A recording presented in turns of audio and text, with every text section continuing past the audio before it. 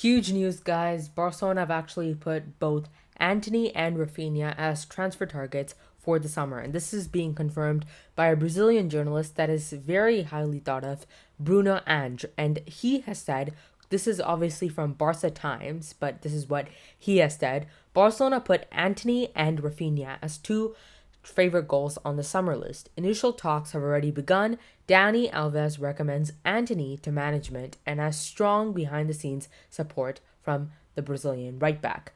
And honestly, this is huge news for Barcelona because if Dembele leaves, which is still very much a possibility because his contract does expire in roughly 100 days, and with his agent being a constant nuisance for Barcelona, demanding ridiculous amounts of money, we have to look at other alternatives. And these players will cost no more than half of what Dembele costs, and they both are in a very good state of their career. So with Antony, he's 21 years old, plays in that right wing, super skillful, has Champions League experience, is only 21 years old. He just scored a winner actually against, I think it was PSV in Eredivisie.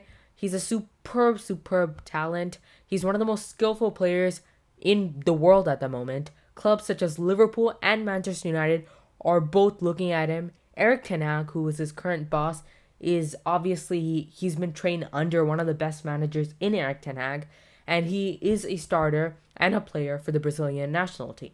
So that just ticks all the boxes for Barcelona. On the other hand, Rafinha, he's also a superb player. He also has many caps for Brazil, and the amazing thing about Rafinha is he's not playing in a huge club compared to Ajax, where he's only playing in Leeds, meaning that it's much harder to be recognized. So his talent is recognized.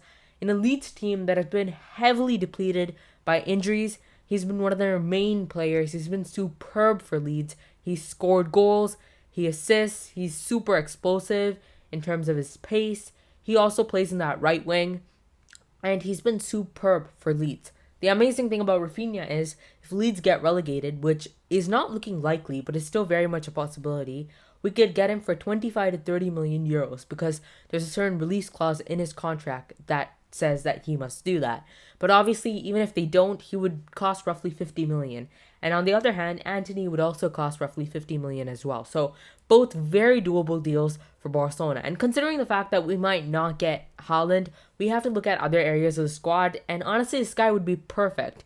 And maybe if we can include some of our fringe players like Ricky Puig or Longley or Umtiti or someone in that deal to go sign either of these players, then maybe that deal will be even cheaper. So this is huge news for Barcelona, and it's confirmed by Bruno Ange, who's considered a good Brazilian journalist with good sources.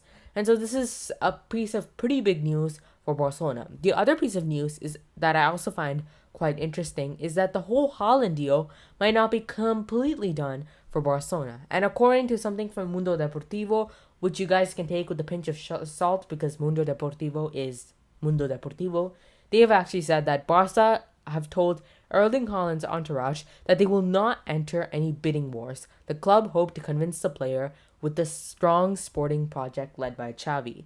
This has been the key for all of our deals that we are going to complete, and we've already completed. Xavi is the key to whatever we plan to do right now in the future. If we had Valverde, Setien, any other manager really from the past, we could have never even looked at Erling Haaland, even if we had some good results. Because Xavi, he's a pretty young manager in terms of being a manager. He's really roughly the same age as Arteta, a little bit older than Nagelsmann, but he's a superb manager. He will at least leave the club for another 2 or 3 years minimum. He's a superb manager. He has a place for Erling Haaland in the team. He's building a super young team. And Erling Haaland could easily be convinced by this project, but it depends on what Erling Haaland wants to do. Because if he wants to go for the financial side of things and a pretty okay project in Manchester City, that is always an option. But if you want to go to a club with history, with a place for him, then Barcelona is that place. So it is looking like Erling Haaland could consider Barcelona for his next club in the future. And before you guys think, well, he's never going to come to Barcelona because Manchester City have a better sporting project, it's important to note that a lot of the clubs that he's chosen in the past few years have not been down to financials. Fabrizio Romano in his Kigalaza podcast actually said that Erling Haaland rejected Juventus to sign for Salzburg. and he rejected Manchester United to sign for Borussia Dortmund. So he does not always go for the financial project. He goes for the project with the best placed for him, sporting wise. So in that sense, Barcelona just seems obvious. And so he might choose Barcelona. He loves Spain as a country. And honestly, maybe we're just not out of the race yet. We have to wait and see. In the next few weeks, we're going to get a lot more clarity from the big journalists about this whole issue. But it is looking like Erling Haaland to Barcelona is still very much a possibility. So there's the two pieces of really big news from today. Make sure to hit that like button and subscribe. Thanks for watching this video, and catch you in the next one.